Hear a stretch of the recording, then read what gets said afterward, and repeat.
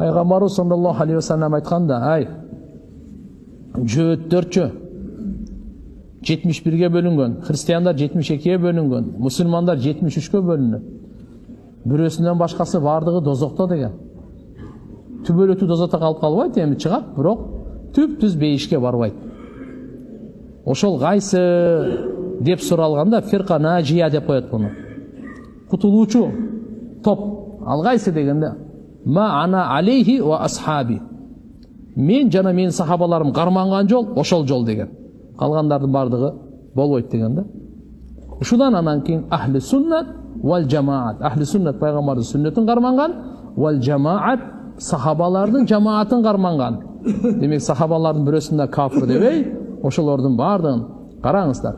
Кур'ан сизге мага түшкөн эмес. Мухаммад алейхиссаламга түшкөн. Кур'анды хадиссиз түшүнүп болбойт. Пайгамбар саллаллаху алейхи вассалам чечмелеп берет ал. Мына аяттын мааниси мындай, бул аяттын мааниси мындай деп. Чүнктү Пайгамбар саллаллаху алейхи вассаламдын биринчи талиб илимдери, сабакка катышкандар, ушинтип уккан, отургандар, тарбиясын алгандар, алар кимдер? Алар сахабалар. Биринчи ошо Кур'ани Каримдин аяттарын амал жүзүндө ишке ашырып көрсөткөн алар сахабалар болот. Пайгамбар саллаллаху алейхи вассаламдын хадистерин сахабаларсыз түшүнүп болбойт, билип коюң.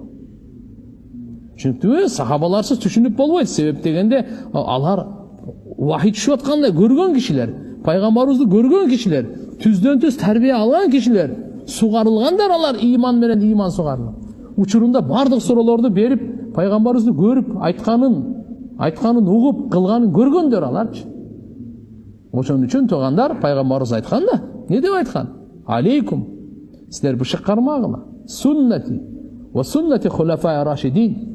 Ал-Махдиин, менин сүннөтүмдү жана пайгамбарыбыз сахih хадис.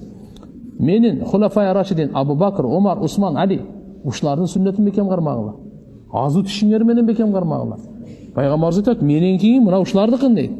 Канча жолу айтканбыз мурда деле сабактарда. Пайгамбарыбыз айтат, Абу Бакр менен Умарга айтат, экөөңөр бир маселеде макул боло турган болсоңор мен каршы чыкпайм го дейт. Ошого мен макулмун дейт. Эми ал азыр убакыт кезек жок, ал толтура.